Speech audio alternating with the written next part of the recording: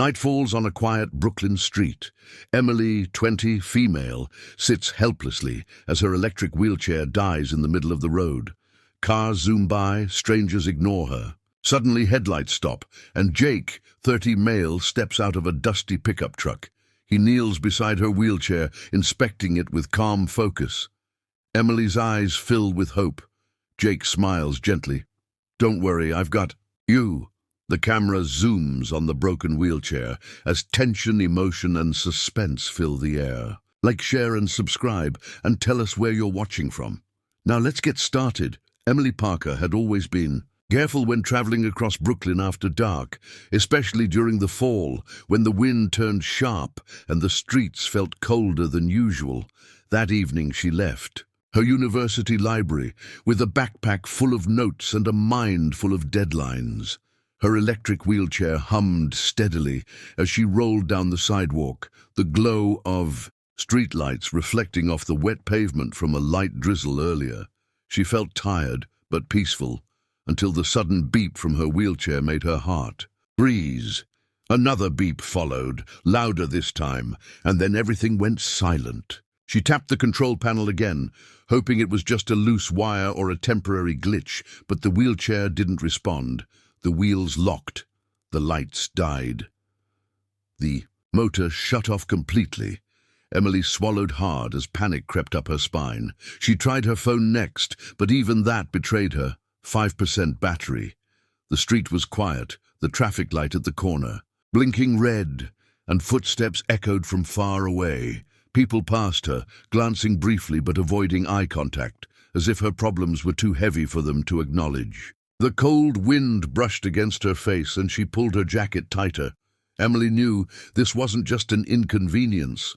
Being stuck in the middle of the street in a dead wheelchair was genuinely dangerous. She couldn't move herself. She couldn't get home. She couldn't even call a ride without risking her phone dying mid-call. "Not tonight, please," she whispered, her voice trembling more from fear than the cold. Every minute felt longer, and every passing stranger felt like a reminder that she was alone. Up the street, headlights approached slowly, cutting through the dim evening. A dusty old pickup truck rumbled closer, its engine sounding older than the city itself. Emily watched anxiously, not sure if the driver even noticed her. But suddenly, the truck slowed, then stopped right beside her. The door opened with a metallic creak, and a man stepped out. He wore worn jeans, an old mechanic's jacket, and had grease marks on his hands. Emily instinctively straightened, unsure whether to be relieved or scared. The man approached with calm, steady steps. He looked about 30 tall, with soft brown eyes that didn't feel threatening at all. "Ma'am, you all right?" he asked gently, his voice carrying the warmth of someone who was used to helping others. Emily released a shaky breath. "My wheelchair just died. I don't know what happened." The man nodded, crouching beside her without hesitation. "Name's Jake. Mind if I take a look?" Emily nodded. She didn't have many options, and something about him felt safe. Jake examined the wheelchair like a doctor checking a patient, running his fingers along the wiring, tapping the battery casing, and checking the motor connections. Emily watched him, her heart still pounding but slowly settling. He worked with practiced familiarity, like he had done this 100 times. "You're lucky it happened here," Jake murmured. "This thing's not just dead. Something burned out." Emily's eyes widened. Burned out. That meant more than a glitch. That meant danger. Jake stood and pushed her gently toward the sidewalk. "Let's get you out of the road first." Once they were safely on the sidewalk, Jake jogged back to his truck and returned with a metal toolbox. Emily noticed how fast he moved. Not rushed, but purposeful. He knelt again, opening the box and pulling out tools with the kind of confidence that only came from years of fixing broken things. Emily hugged her arms around herself and studied him. "Do you fix wheelchairs often?" she asked. Trying to distract herself from her fear, Jake smiled faintly. "I fix whatever needs fixing. Machines don't scare me." But Emily wasn't scared of the machine anymore. She was scared of what could have happened if he hadn't stopped. Jake removed a small panel and leaned closer. Your main connector is burnt.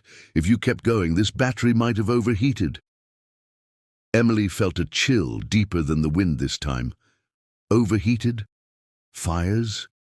She had always trusted her wheelchair. She depended on it. The idea that it could fail dangerously made her chest tighten. Jake continued, working, grounding the wires carefully. Good news is, I can patch it enough to get you home. Emily watched him work as lights from passing cars reflected off his jacket. His hands were surprisingly gentle, despite the roughness of his skin. He asked her small questions. How long she'd had the wheelchair, if it had acted strange before, if she usually travelled alone at night. Emily answered quietly, embarrassed to admit that she often had to rely on herself. New York was her dream, her freedom. But nights like this reminded her of how vulnerable she still was. Jake didn't judge. He just listened, nodding as he tightened the last screw. The minutes passed slowly, but with purpose. Emily felt her fear melting away as she realized this stranger wasn't just helping. He was saving her from a dangerous situation. Her chair finally flickered, then buzzed, then lit back to life. Emily exhaled a breath she had been holding for too long. Jake stood up, wiping grease from his fingers onto his jeans. "There we go," he said with a proud grin. "Not perfect, but enough to keep you moving." Emily looked at him with genuine gratitude. "You have no idea how much this means." But Jake's expression suddenly grew serious, as if something else had crossed his mind. He leaned closer to the wiring and sighed. "Emily, you shouldn't be riding alone tonight. This battery's unstable. I'll follow you home in my truck, okay?" Emily blinked at him, caught off guard. No one had ever offered to make sure she got home safe. Not strangers, not even friends sometimes. "You'd really do that?" she asked softly. Jake shrugged with an easy smile. "Sure, someone's got to look out for you." And for the first time that night, Emily didn't feel alone at all. Jake walked back to his truck and placed the toolbox on the passenger seat, glancing once more at Emily to make sure she was okay. She gave a small nod, though her nerves still lingered. The wheelchair hummed faintly now, but she could feel tiny vibrations beneath her, like the machine itself was struggling. Jake started his engine and positioned his truck behind her, keeping his headlights soft so they wouldn't blind her. Emily took a slow breath and began moving forward, her fingers trembling on the joystick. The street felt longer than ever, each block stretching as fear clung to her. Emily kept glancing over her shoulder to make sure Jake was still there. Each time, she saw his reassuring presence behind her. Never too far, never too close. Just right. She didn't know why she trusted him so easily. Maybe it was the way he had knelt without hesitation, or the calm in his voice when everything felt scary. Cars honked in the distance, music echoed from a nearby bar, and the city carried on around them, unaware of the quiet crisis unfolding.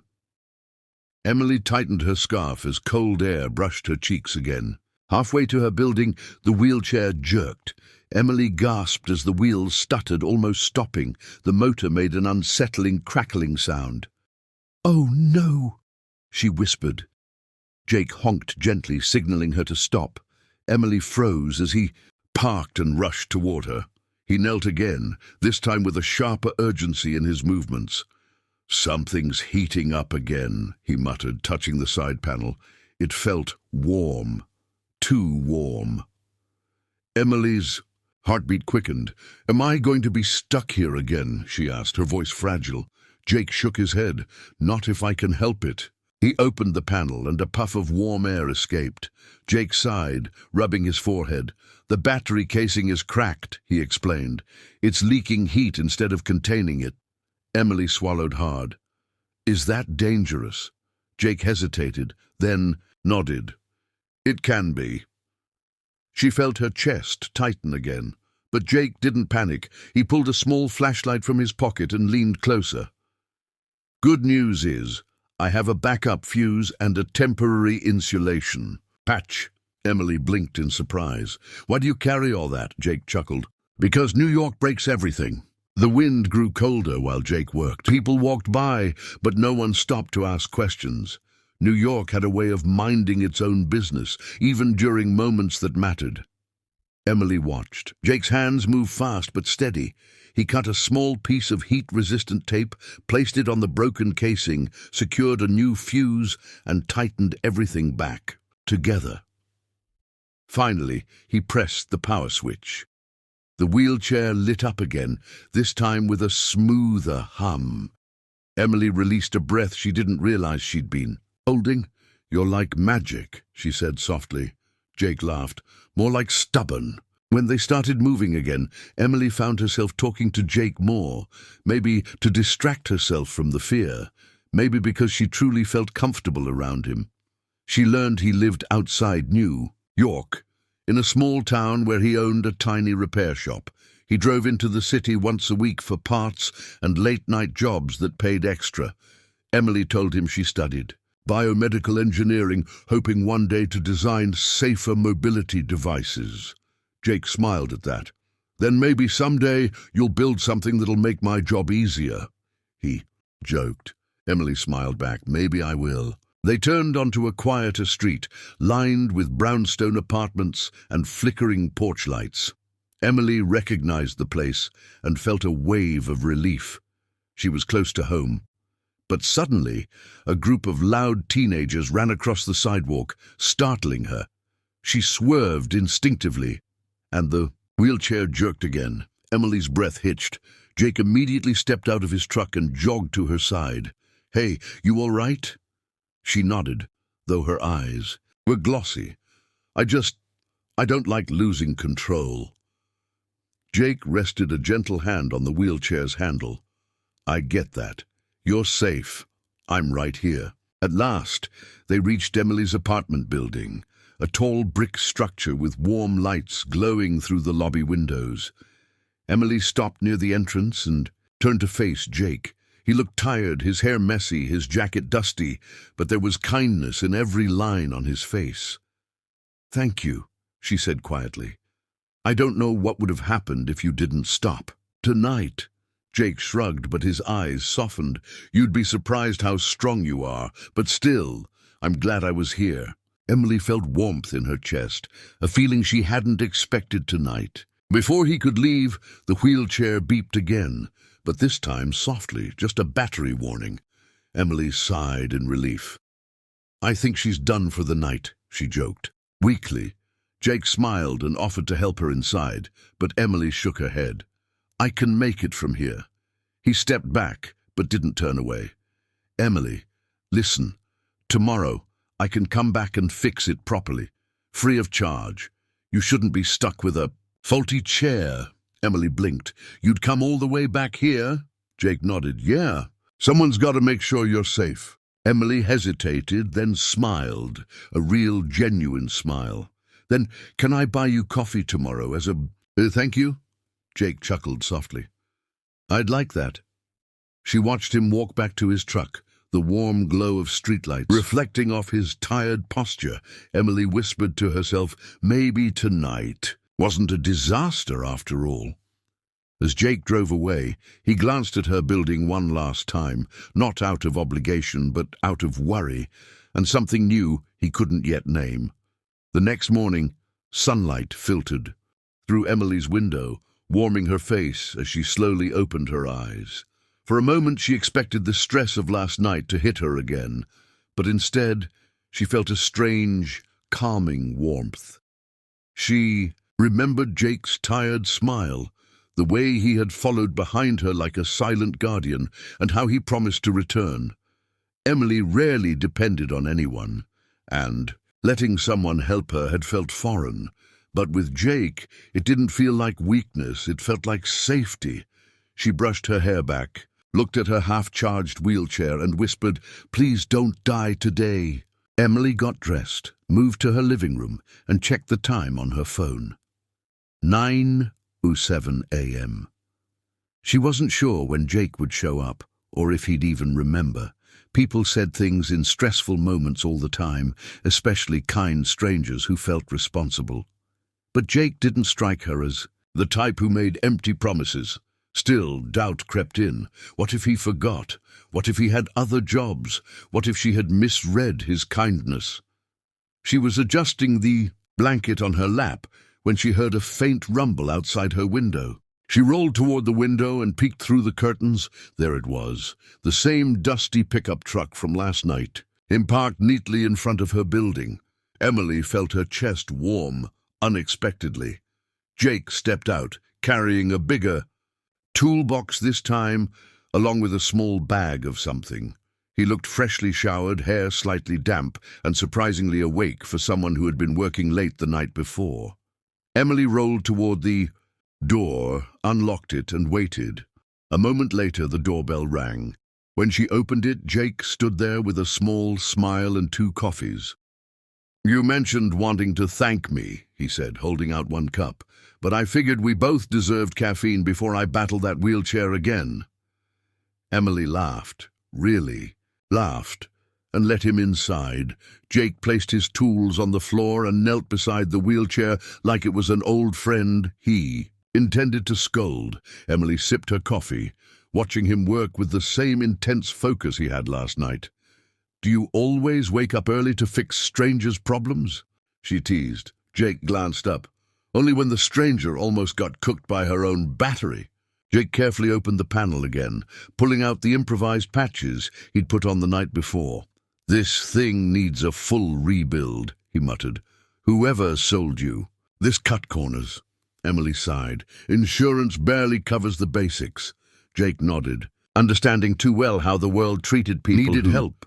He replaced wires, tightened bolts, and installed a new connector he had brought from his shop.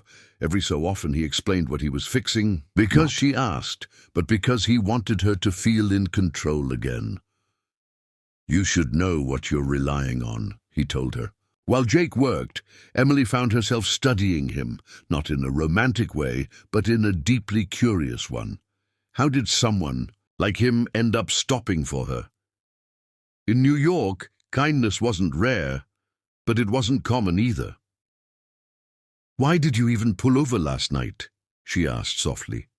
Jake paused, leaning back on his heels. "Because you look scared," he said honestly. "I've seen that look before. My little sister used a mobility device growing up. People walked past her all the time. I promised myself I wouldn't be one of them." Emily felt a lump rise in her throat. Jake continued working, and the room grew peaceful. Eventually he wiped his hands, pressed the power button, and the wheelchair whirred to life. Stronger, smoother, stable. Emily immediately felt the difference, like the machine had regained its confidence. She looked at Jake with wide, grateful eyes. "You really saved my life twice," she said quietly. Jake shook his head. "I didn't save your life. I just made sure you could keep living it without fear." But Emily knew better. If he hadn't stopped last night, she might have been left in the cold with a failing machine. That meant something. After finishing, Jake packed up his tools, but he didn't rush to leave.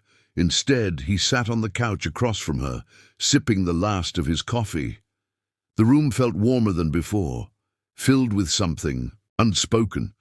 Emily looked down at her hands, nervous but hopeful.